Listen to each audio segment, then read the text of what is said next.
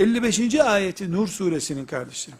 Ve'adallahu amenu minkum ve amilus salihati لَيَسْتَخْلِفَنَّهُمْ فِي الْأَرْضِ كَمَا اسْتَخْلَفَ الَّذ۪ينَ مِنْ قَبْلِهِمْ وَلَيُمَكِّنَنَّ لَهُمْ د۪ينَهُمُ الَّذِي ارْتَضَى لَهُمْ وَلَيُبَدِّلَنَّهُمْ مِنْ بَعْدِ خَوْفِهِمْ أَمْنًا يَعْبُدُونَنِي لَا يُشْرِكُونَ بِي شَيْئًا Sadakallahul azim. Ümmeti Muhammed'in mevcut durumunu, geçmişini, geleceğini önüne koyan 55. ayetidir Nur suresinin. Vaadallahu allazine amenu minkum ve amilus salihat. Allah sizden iman eden ve salih ameller yapan, sadece iman değil, iman eden ve salih ameller yapanlara söz vermiştir. Vaadallahu, Allah söz vermiştir. Çok açık söz veriyor. لَيَسْتَخْلِفَنَّهُمْ فِي الْأَرْضِ كَمَا اسْتَخْلَفَ الَّذ۪ينَ مِنْ قَبْلِهِمْ Önceki nesillere yeryüzünde sahip olma, söz sahibi olma hakkı tanıdığı gibi onlara da bu hakkı tanıyacaktır yeryüzünde.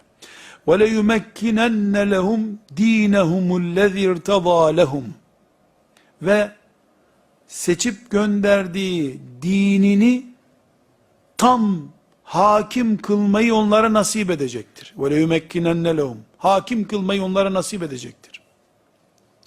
وَلَيُبَدِّلَنَّهُمْ مِنْ بَعْدِ خَوْفِهِمْ اَمْنًا Korkulu bir süreç yaşadıktan sonra güvenli bir zamana onları ulaştıracaktır.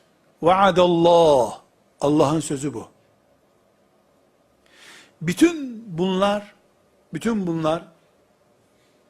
ne zaman ya Rabbi ve kime? Ya'buduneni la yüşrikûne bi şey'a. Hiçbir şekilde bana şirk koşmayan, bana ibadet eden kullarım için.